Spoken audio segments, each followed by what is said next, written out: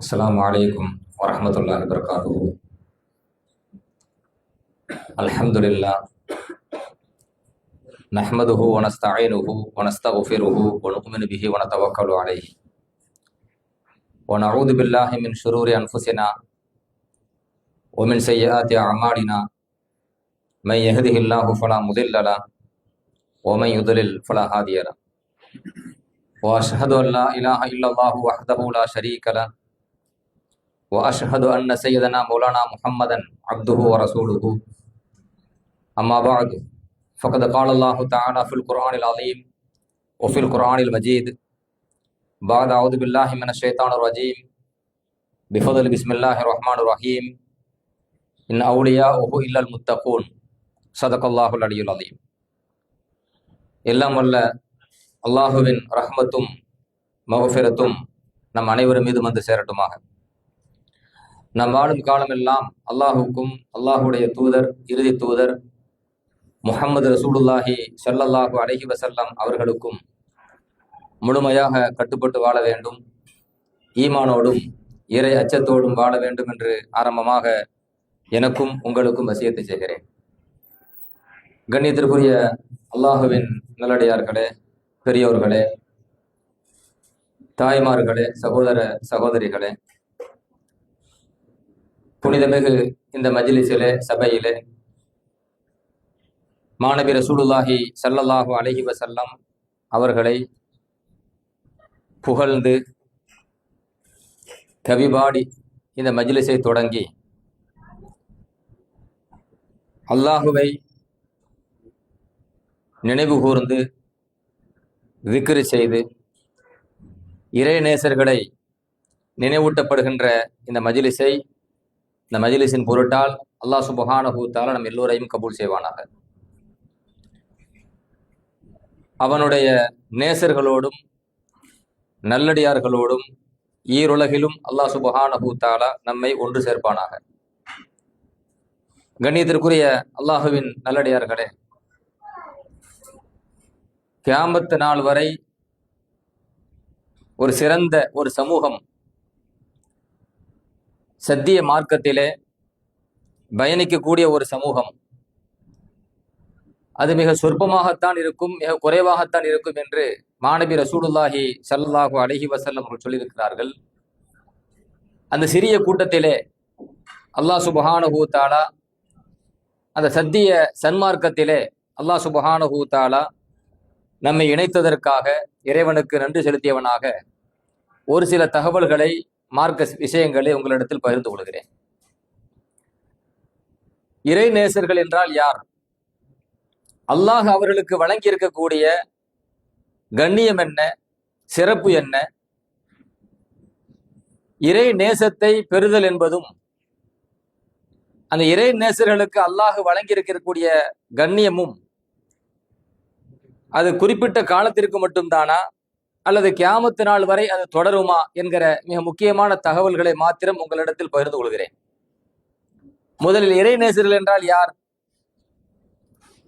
மாபெரும் குர்ஆன் விரிவுரையாளர் இமாம் பைலாவி ரஹ்மத்துல்லாஹி அலைஹி அவர்கள் இறை நேசர்கள் என்றால் யார் என்கிற விளக்கம் தருகிற பொழுது, அல்லதீன யத்தவல்லௌனஹு பித்தாஅத்தி வ யத்தவல்லாஹும் பில் கராமத்தி. இமாம் பைலாவி ரஹ்மத்துல்லா குர்ஆனுடைய விரிவுரையாளர். யார் அல்லாஹ்வை நேசிக்கிறார்களோ, உலகில் எல்லோரும் சொல்லுவோம் அல்லாஹ்வை நேசிக்கிறோம் என்று, உலகில் எல்லோரும் சொல்லுவோம் நாம் அல்லாஹ்வுக்கு பயப்படுகிறோம், அஞ்சுகிறோம் என்று. ஆனால் வெறுமனே நாவின் மூலமாக சொல்லக்கூடிய வார்த்தை அது நேசமாக ஆகிவிடாது. வெறுமனே நாவின் மூலமாக சொல்லக்கூடிய வார்த்தை அது இறையச்சமாகவும் ஆகிவிடாது. உண்மையான இறை நேசம் என்றால் என்ன? உண்மையான இறை அச்சம் என்றால் என்ன? இந்த இரண்டையும் நாம் புரிந்து கொள்ள வேண்டும். உண்மையான இறை அச்சம் என்றால் பெருமானார் ஸல்லல்லாஹு அலைஹி வஸல்லம் அவர்களுடைய தோழர் அபூ ஹுரைரா ரலியல்லாஹு அன்ஹு, இந்த உம்மத்திற்கு அதிகமான ஹதீஸுகளை ஒப்படைத்த, அந்த அமானிதத்தை ஒப்படைத்த மாபெரும் சஹாபி அபூ ஹுரைரா ரலியல்லாஹு அன்ஹு அவர்களிடத்திலே ஒரு மனிதர் கேள்வி எழுப்புகின்றார், இறை அச்சம் என்றால் என்ன? அதற்கு திரும்ப அபூ ஹுரைரா ரலியல்லாஹு அன்ஹு திரும்ப கேள்வி எழுப்புகிறார்கள். என்ன கேள்வி எழுப்புறாங்க அப்படின்னு சொன்னா, முற்கள் நிறைந்த பாதையை நீங்கள் கடந்திருக்கிறீர்களா? அதில் நடந்திருக்கிறீர்களான்னு கேள்வி கேட்கிறாங்க. அப்ப அந்த மனிதர் சொல்லுகிறார், முற்கள் நிறைந்த பாதையை நான் பார்த்திருக்கிறேன். திரும்ப அபூ ஹுரைரா ரலியல்லாஹு அன்ஹு கேள்வி எழுப்புகிறார்கள், அந்த பாதையை நீங்கள் அடைந்தால் எப்படி நடந்து கொள்வீர்கள்?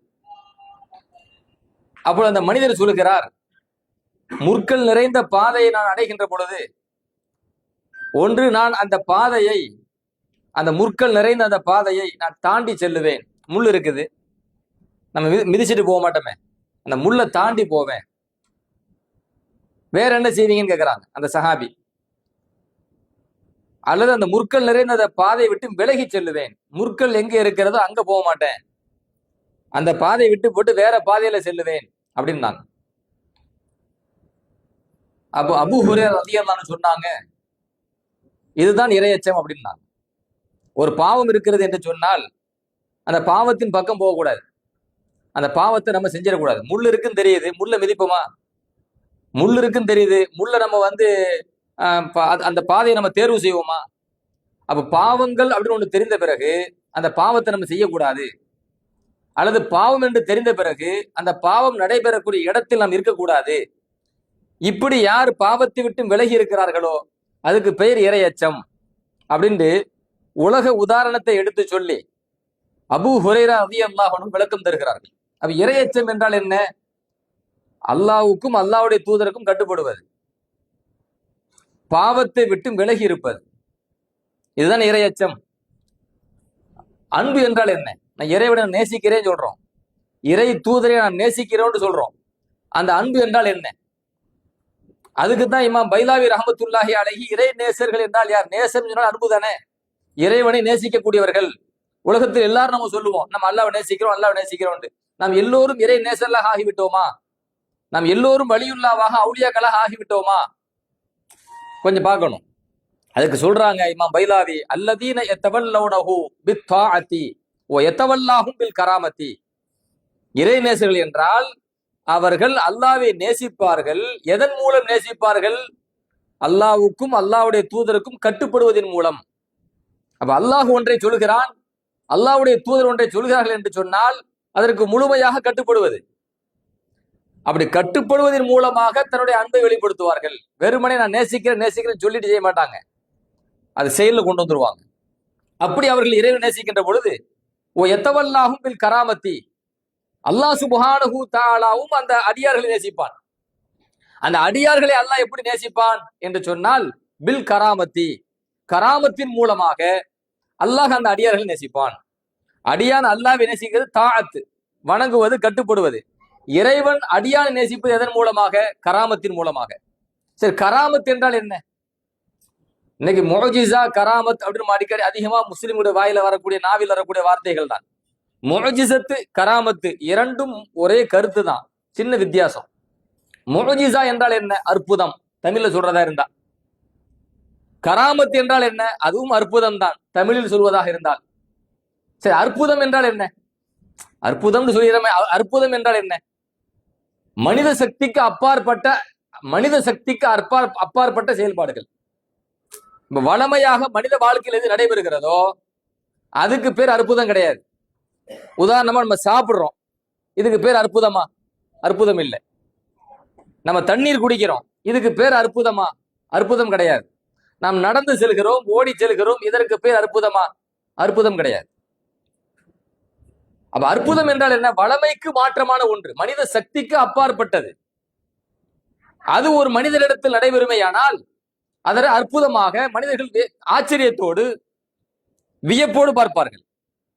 இப்ப பெருமானார் ஸல்லல்லாஹு அலைஹி வஸல்லம் வாழ்க்கையை எடுத்துக் கொள்ளுங்கள், எத்தனையோ முஅஜிசாக்கள் நடைபெற்றது, எத்தனையோ முஅஜிசாக்கள். உதாரணமாக இந்த பூமியில் இருந்து கொண்டே தன் விரலை சுட்டி காட்டி சந்திரனை இரண்டாக பிளந்தார்கள். குர்ஆன் ஹதீஸ் நமக்கு சொல்லுதா இல்லையா? சந்திரனை இரண்டாக பிளந்தார்கள். இந்த பூமியில் இருந்து கொண்டு விண்ணுலகத்தை, விண்ணை நோக்கி விரலை சுட்டி காட்டி சந்திரனை இரண்டாக பிளந்தார்கள். இது மனித சக்திக்கு உட்பட்டதா அப்பாற்பட்டதா? மனித சக்திக்கு அப்பாற்பட்டது. பெருமானார் ரசூலுல்லாஹி ஸல்லல்லாஹு அலைஹி வஸல்லம் அவர்களிடத்திலே கற்கள் சலாம் சொல்லும். நம்ம நடந்து போகும்போது கல்லு கிடக்குதா இல்ல கீழே, அந்த கல்லு மாணவி ரசூலுல்லாஹி ஸல்லல்லாஹு அலைஹி வஸல்லம் இடத்து சலாம் சொல்லும். பெருமானார் ஸல்லல்லாஹு அலைஹி வஸல்லம் சொல்வார்கள், நான் மக்கமா நகரத்திலே இருக்கின்ற பொழுது எனக்கு கற்கள் கூட சலாம் சொன்னது அப்படிங்கிறாங்க. இது மனித வாழ்க்கையில் நடக்கின்ற ஒரு விஷயமா? இன்னைக்கு மனுஷனை பார்த்து சலாம் சொல்றது இல்லை. அந்த அளவுக்கு வெறுப்பு நிறைந்த காலகட்டத்தில் வாழ்ந்துகிட்டு இருக்கிறோம். மனுஷனுக்கு சலாம் சொல்ல மாட்டாங்க. ஆனா கல்லு கூட பெருமானார் ஸல்லல்லாஹு அலைஹி வஸல்லம் சலாம் சொல்கிறது. மிருகத்திடம் பெருமானார் ஸல்லல்லாஹு அலைஹி வஸல்லம் பேசுகிறார்கள். ஹதீஸ் வருதா இல்லையா? ஒரு ஒட்டகம் மிரண்டு விட்டது, அது வெறிபிடித்த நாயை போன்று அது மிரண்டு இருக்கின்றது. ஒரு அன்சாரி தோழர் நபி ஸல்லல்லாஹு அலைஹி வஸல்லம் வருகிறார்கள். என்னிடத்துல ஒரு ஒட்டகம் இருக்கிறது, அது தோட்டத்தில் இருக்கிறது, வெறி பிடிச்சு போய் நிக்குது, நீங்க வாங்க. நபியை கூப்பிடுறாங்க. அப்ப பெருமானார் ஸல்லல்லாஹு அலைஹி வஸல்லம் அவர்கள் கூட இருந்த சஹாபாக்களை ஃபுல்லா வர சொல்றாங்க வாங்கன்ட்டு. முஸ்னத் அகமதுல பதிவு செய்யப்பட்ட ஆதாரபூர்வமான ஹதீஸை சொல்கிறேன். அப்ப ரசூலுல்லாஹி ஸல்லல்லாஹு அலைஹி வஸல்லம் அந்த தோட்டத்துக்குள்ள வந்தவன தோட்டத்தின் கதவை திறக்கிறாங்க. அப்ப அந்த சொந்தக்காரர், அந்த தோட்டத்தின் சொந்தக்காரர், அந்த ஒட்டகத்தின் சொந்தக்காரர் சொல்லுகிறார், நபி அவர்களே நீ உள்ள போயிடாதீங்க, அது வெறி பிடிச்சு நிக்குது, வேகமா பாஞ்சு கடிச்சிடக்கூடாது அப்படின்னு ஒண்ணு ஸல்லல்லாஹு அலைஹி வஸல்லம் அதை பொருட்படுத்தாமல் சும்மா உள்ள போறாங்க. உள்ள போனா பழக்கப்படுத்தின ஒட்டகம் மாதிரி, சொந்தக்காரனுக்கு அது கட்டுப்படல. அது ஆனா மாணவி சலாசத்தை பார்த்த உடனே அது வேகமா ஓடி வந்து நபிக்கு முன்னிலையில் அது சஜதா செய்து மண்டிட்டு அமர்கிறது. பெருமானார் ஸல்லல்லாஹு அலைஹி வஸல்லம் அதனுடைய தலையை பிடிச்சி தடையை கொடுக்குறாங்க. அந்த சஹாபி கூப்பிடுறாங்க, இந்தாங்க ஒட்டகத்தை பிடிங்க, இனிமே அது மிரளாதுன்னாங்க. ஒரு மிருகத்திடம் பேசுகிறார்கள் மாணவி ரசூலுல்லாஹி ஸல்லல்லாஹு அலைஹி வஸல்லம், அதை கட்டுப்படுத்துகிறார்கள். பழக்கமில்லாத ஒன்று. முஸ்னத் அகமதிலே பதிவு செய்யப்பட்ட இன்னொரு ஹதீஸை சொல்கிறேன். பெருமானார் ஸல்லல்லாஹு அலைஹி வஸல்லம் வீட்டுல ஒரு வளர்ப்பு பிராணி உண்டு. வளர்ப்பு உதாரணத்துக்கு ஆட்டுக்குட்டின்னு எடுத்துக்கங்களேன். வீட்டுல வளர்ப்பாங்கல்ல அந்த ஆட்டுக்குட்டி. மாணவி ஸல்லல்லாஹு அலைஹி வஸல்லம் அவர்கள் வீட்டுக்கு உள்ள இருந்தா அந்த ஆடு இருக்குது இல்ல, அது அப்படி தரையோட தரையா உட்கார்ந்துடும். ஆடாது, அசையாது, அமைதியா இருக்கும். ஆயிஷா ரலியல்லாஹு அன்ஹா அறிவிக்கிறாங்க. அதே சமயத்துல பெருமானார் ஸல்லல்லாஹு அலைஹி வஸல்லம் வீட்டை விட்டு வெளியே போயிட்டா அது துள்ளி குதிச்சு விளையாடுமா. மீண்டும் ஸல்லல்லாஹு வீட்டுக்குள்ள வந்துட்டா அது அமைதியா உட்கார்ந்துருமா. ஏன் அமைதியா உட்காருது? பெருமானார் ஸல்லல்லாஹு அலைஹி வஸல்லம் அவர்களுக்கு நோவினை தொந்தரவு கொடுத்து விடக் கூடாது என்பதற்காக. ஒரு மிருகம் நபி ஸல்லல்லாஹு வீட்டுக்குள்ள வந்தா அமைதியா உட்காருது, வெளியே போனாலும் துள்ளி குதிச்சு விளையாடுது. அப்ப நபி அவர்களை பார்த்த உடனே அதை மதித்தல் என்பது அது பழக்கப்படுத்தி கொடுக்கல. ஸல்லல்லாஹு வந்த இயற்கையாவே நடக்கிறத சொல்றேன். எத்தனையோ அற்புதங்கள் முஅஜிசாக்கள் மாணவி சாஸ்திர வாழ்க்கையில் நடைபெற்று இருக்கிறது. இப்ப அந்த முஅஜிசா என்றால் என்ன? மனித சக்திக்கு அப்பாற்பட்ட ஒன்று, வளமைக்கு மாற்றமான ஒன்று. அது நபிமார்களிடத்திலிருந்து வெளிப்படுமையானால் அதுக்கு பேர் முஅஜிசா. அது வலிமார்களிடத்திலிருந்து வெளிப்படுமையானால் அதுக்கு பேர் கராமத். இத வித்தியாசம். நபிமார்களை பொறுத்த வரைக்கும் தாங்கள் நபி என்று பகிரங்கப்படுத்துவார்கள், தங்களை நபி என்று வாதிடுவார்கள். அந்த வாதத்திற்கு ஆதாரமாக இந்த அற்புதங்கள், நான் அல்லாஹ்வுடைய தூதர், என்னை அல்லாஹ் தூதராக அனுப்பியிருக்கிறான் என்ற அந்த வாதத்திற்கு ஆதாரமாக அவங்க வைக்கக்கூடிய ஆதாரம் என்ன? முஅஜிசத், அற்புதம். வலிமார்களை பொறுத்த வரைக்கும் தன்னை நபி என்று வாதிட மாட்டார்கள். வாதிட்டா அந்த அற்புதம் நடக்காது. ஏன்னா ஒருவர் நபி இல்லாத ஒருவர் தன்னை நபின்னு வாதிட்ட குஃபுர், இறை நிராகரிப்பு. இறை நிராகரிப்புன்னு வந்தா கராமத்து வெளிப்படுமா? இறை நிராகரிப்புன்னு வந்தா அற்புதம் வருமா? அப்போ ஒரு இறை நேசராக இருக்கக்கூடிய ஒருவர் அவரிடத்திலிருந்து அற்புதம் வெளிப்படுகிறது என்று சொன்னால் அவர் தன்னை நபி என்று வாதிட்டு அதை செய்ய முடியாது. நபிமார்கள் தன்னை நபி என்று வாதிட்டு அதை செய்வார்கள். இந்த வித்தியாசம் உண்டு. ஒண்ணு. இரண்டாவது, இறை நேசர்களுக்கு அந்த அற்புதம் எப்போ வெளிப்படும் அப்படின்னு சொன்னா நபிமார்களுக்கு முழுமையாக கட்டுப்பட்டாதான். ரசூலுல்லாஹி ஸல்லல்லாஹு அலைஹி வஸல்லம் உம்மத்துல நம்ம இருக்கிறோம். நாம் நபி ஸல்லல்லாஹு அலைஹி வஸல்லம் அவர்களுக்கு முழுமையாக கட்டுப்படுவோமேயானால், எப்படி வாழ வேண்டும் என்று சொன்னார்களோ அப்படி நாம் வாழ்ந்தோமேயானால், எதையெல்லாம் தடுத்தார்களோ அதை விட்டு நாம் தவிர்த்து வாழ்ந்தோமேயானால் நாம் அல்லாஹ்வுடைய நேசராக மாற முடியும். நம்மிடத்தில் அல்லாஹ் சுப்ஹானஹு வ தஆலா அந்த கராமத்தை வெளிப்படுத்துவான். இதுதாங்க முஅஜிசத்துக்கும் கராமத்துக்கும் உள்ள வித்தியாசம். வித்தியாசம் இதுதான். சரி, இன்றைய மக்கள் இன்னைக்கு வஹாபிசம் என்பது எப்படி வளர்ந்து போச்சு அப்படின்னு சொன்னா, அஹ்லு சுன்னத் வல் ஜமாஅத் 1200 ஆண்டு காலங்களாக பெருமானார் ரசூலுல்லாஹி ஸல்லல்லாஹு அலைஹி வஸல்லம் அவர்கள் எந்த ஷரியத்தை இந்த உம்மத்தில் விட்டு சென்றார்களோ, எந்த மார்க்கத்தை இந்த உம்மத்தில் விட்டு சென்றார்களோ, அதற்கு நேர் மாற்றமான சில கொள்கைகளை இந்த உம்மத்தில் கொண்டு வந்து சரியத்தில் புகுத்தி இந்த சமூகத்தை வழிகெடுப்பதற்கு ஒரு கூட்டம் இருக்கு பாத்தீங்களா? அவங்க எந்த துறையும் விட்டு வைக்கல. எது உட்பட? வழிமார்களை மறுத்தல் என்பது உட்பட. இன்னைக்கு ஒரு கூட்டம் இருக்கு, வழிமார்களை இல்லைங்கிறாங்க. வழிமார்கள் கிடையாது. வழிமார்களே இல்லை அப்படின்னு சொல்லிட்டா வழிமார்களிடத்தில் வெளிப்படும் கராமத்தை நம்புவானோல? கொஞ்சம் யோசிங்க. வழிமார்கள் இறை நேசர்களையே மறுக்கிறாங்க. இறை நேசர்களை மறுக்கின்ற பொழுது எப்படி இறை நேசர்களிடம் வெளிப்படக்கூடிய கராமத்தை ஏத்துக்குவாங்க? இன்னைக்கு அதை மறுக்கிறாங்க. இரண்டையும் மறுக்கக்கூடிய ஒரு சமூகம் இன்னைக்கு இருக்குது. ஆனா குரானை கொஞ்சம் விரிச்சு படிச்சு பார்க்கணும். நமக்கு குரான் எல்லாத்தையும் சொல்லி தருதுங்க. வழிமார்களிடத்தில் வெளிப்படக்கூடிய கராமாத்துகளை பற்றி குரான் பேசுகிறது. இறைநேசர்கள் என்றால் யார் என்பதை பற்றி குரான் பேசுகிறது. இறைநேசர் என்றால் யார் என்று மாணவி ரசூலுல்லாஹி ஸல்லல்லாஹு அலைஹி வஸல்லம் உம்மத்திற்கு விளக்கி தந்திருக்கிறார்கள். உதாரணத்துக்கு நீங்கள் குரானை எடுத்துக்கொள்ளலாம். சுலைமான் அலைஹிஸ்ஸலாமுடைய காலகட்டத்திலே நடந்த ஒரு அற்புதத்தை குரான் பேசுகிறது. அதாவது பல்கீஸ் அப்படிங்கிற ஒரு ராணி, அவங்களுடைய பகுதியில சூரியனை வணங்கி கொண்டு மக்களையும் சூரியனை வணங்கும்படி சொன்னாங்க. சுலைமான் அலைஹிஸ்ஸலாம் அவர்களுக்கு அது தெரிய வருது. நீண்ட சம்பவத்தை நான் சுருக்கி சொல்கிறேன், நேரத்தை அனுசரித்து பல தகவல்களை உங்களிடத்தில் பகிர்ந்து கொள்ள வேண்டும் என்பதற்காக. அப்ப சுலைமான் அலைஹிஸ்ஸலாம் அவர்களுக்கு அந்த விஷயம் தெரிய வருது. தெரிய வந்த உடனே ஒரு கடிதம் அனுப்புறாங்க. அந்த கடிதம் அவங்களுக்கு போகுது, நீங்க சந்திக்க வரணும், இதே மாதிரி இறைவனுடைய படைப்புகளை வணங்கக்கூடாது, படைப்புகளை படைத்த இறைவனைத்தான் வணங்கணும், சூரியன் என்பது அல்லாஹுடைய படைப்பு தான், படைப்பை வணங்காதீங்க, அல்லாஹ் அந்த படைத்தவனை அந்த அல்லாஹ் வணங்குங்க அப்படின்ட்டு அந்த மார்க்கத்தை எடுத்து சொல்லி அழைப்பு கொடுக்குறாங்க. இப்ப அந்த ராணி பெரும் படையோடு சுலைமான் அலைஹிஸ்ஸலாம் அவர்களை சந்திக்க வரணும். அப்படி சந்திக்க வரதுக்கு முன்னாடி சுலைமான் அலைஹிஸ்ஸலாம் அவர்கள் என்ன பண்றாங்க அப்படின்னு சொன்னா, இறைவனின் வல்லமையை அந்த பெண்ணுக்கு புரிய வைக்கணும். அல்லாஹ் எவ்வளவு பெரிய குதிரத்து உள்ளவன், எவ்வளவு வல்லமை மிக்கவன் என்பதை அந்த பெண்ணுக்கு புரிய வைக்கணும், அந்த ராணிக்கு. அப்ப என்ன பண்றாங்க, தன்னுடைய சபையை கூட்டுறாங்க. சுலைமான் நபி சாதாரணமான ஒரு நபி அல்ல. அவங்க மிகப்பெரிய ஆட்சி அல்லாஹ் அவங்க கொடுத்திருந்தான். ஜின் இனங்கள், பறவைகள், மிருகங்கள், மனித இனங்கள் எல்லாத்துக்குமே அவங்க ஒரு ஆட்சியாளர். எல்லாருக்குமே அவங்க ஆட்சி செஞ்சாங்க. எல்லாத்துடையுமே பேசக்கூடிய ஆற்றலை அல்லாஹ் அவங்களுக்கு வழங்கி இருந்தான். அப்ப சுலைமான் அலைஹிஸ்ஸலாம் அவர்கள் சபையை கூட்டுறாங்க. ஜின் இனங்களும் கூடியிருக்கிறது, மனித இனங்களும் கூடியிருக்கிறது. யா ஐயுஹல் மலஉ ஐயுக்கும் யஅதீனி பிஅர்ஷிஹா கபல அன் யஅதூனி முஸ்லிமீன். கேள்வி கேட்கிறாங்க. அருமை சபையினர்களே, அந்த ராணி பெரும் படையோடு என்னை சந்திக்க வருகிறார்கள் இஸ்லாத்தை ஏற்பதற்காக. அந்த பெண்மணி என்னிடத்தில் வருவதற்கு முன்பாக அந்த ராணி அமர்ந்திருக்கும் சிம்மாசனம் இருக்குதா இல்லையா, அந்த சிம்மாசனத்தை என்னிடத்தில் யார் கொண்டு வருவார்? ஐயுகல் மலஉ ஐயுக்கும் யஅதீனி பிஅர்ஷிஹா. அந்த பெண்ணினுடைய அரிசை, சிம்மாசனத்தை என்னிடத்தில் யார் கொண்டு வருவார்? அவங்க வரத்துக்கு முன்னாடி கொண்டு வரணும்.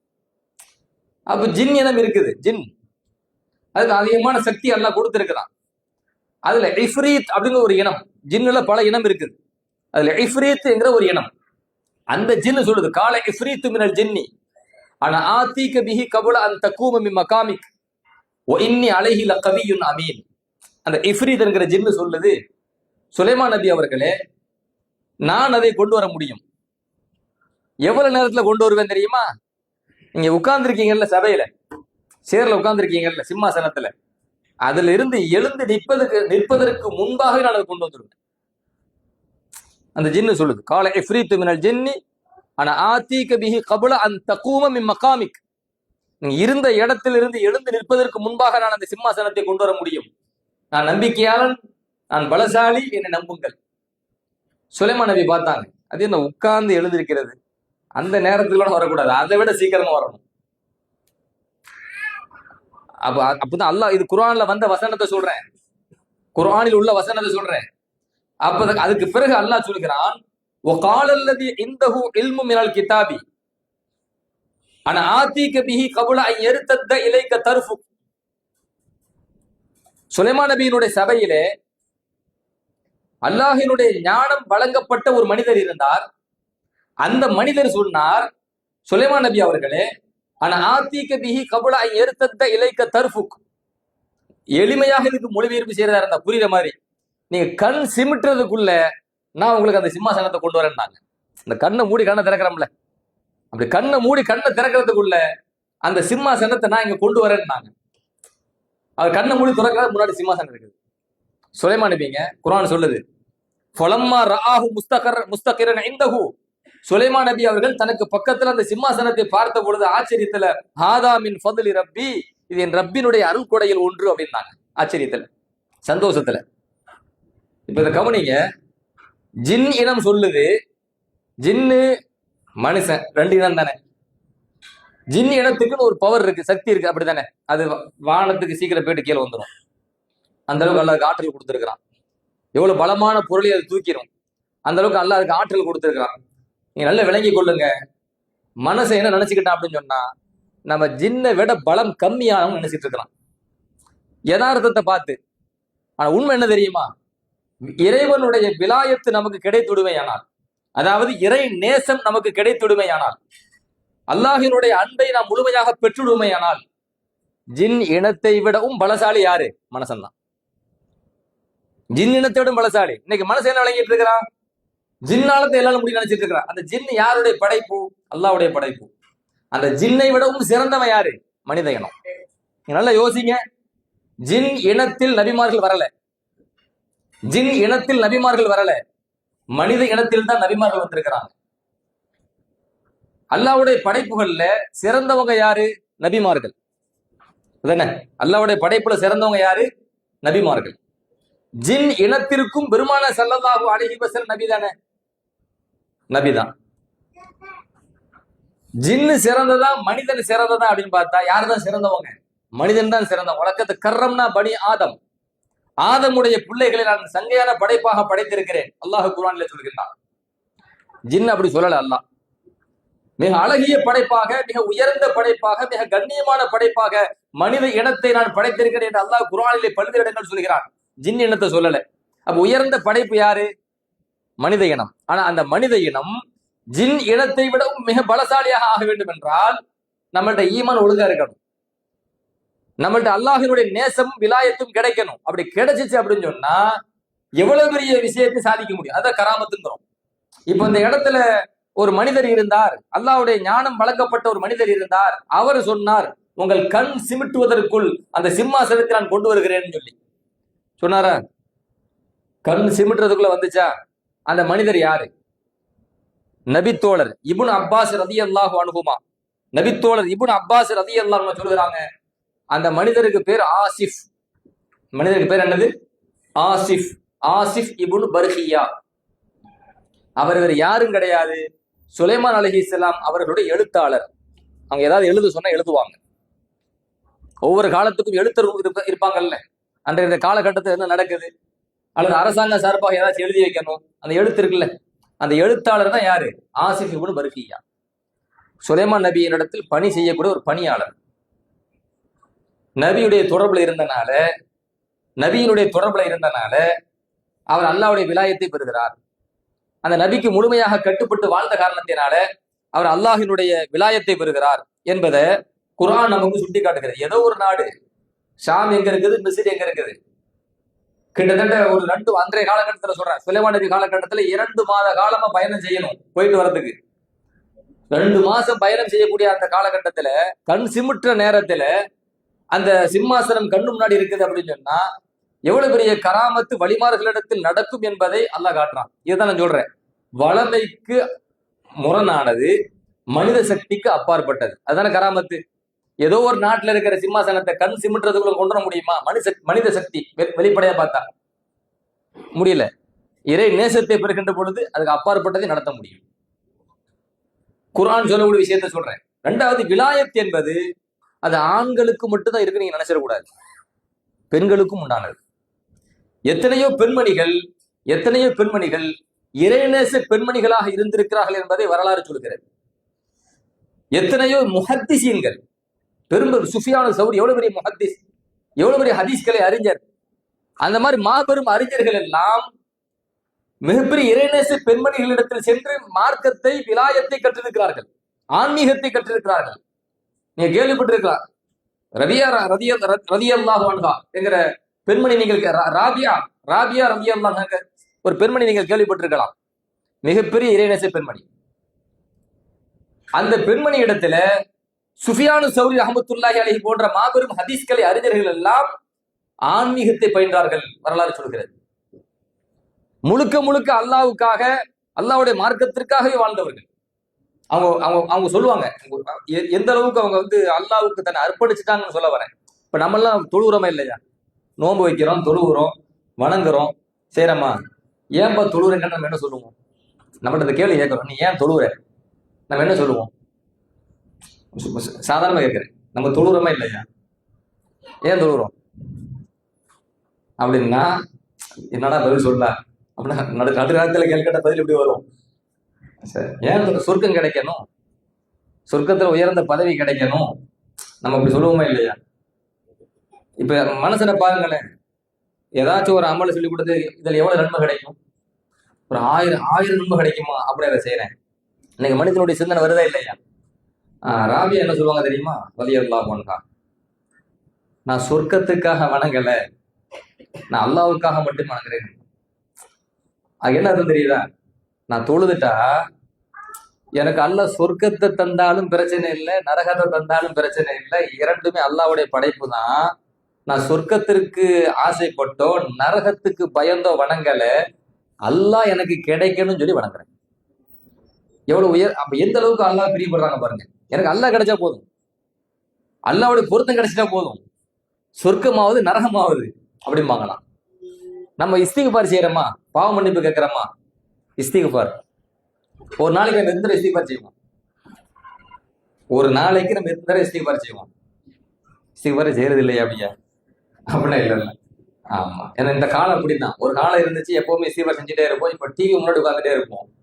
அந்த மாதிரி காலம் மாறி போச்சு. எனி டைம் குரான் எடுத்து ஓதிட்டு இருப்பாங்க. இப்ப குரான் இல்லை, செல்லுல கண்டதையும் பார்த்துட்டு இருக்கிறது. ஒரு காலத்துல முசல்லா விரிச்சு முசல்லால உட்காந்து தொழுகை முடிஞ்சுட்டு திக்குன்னு இருந்தாங்க. இப்ப பாய் விரிச்சுட்டு நேரம் டிவி முன்னாடி போய் உட்காந்துடுறது. இப்ப காலம் மாறி போச்சு இல்ல.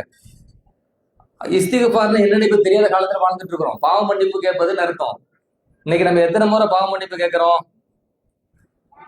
கேள்வி கேட்டா பதில் சொல்றதுக்கு ஆள் குறைவா இருப்பாங்க.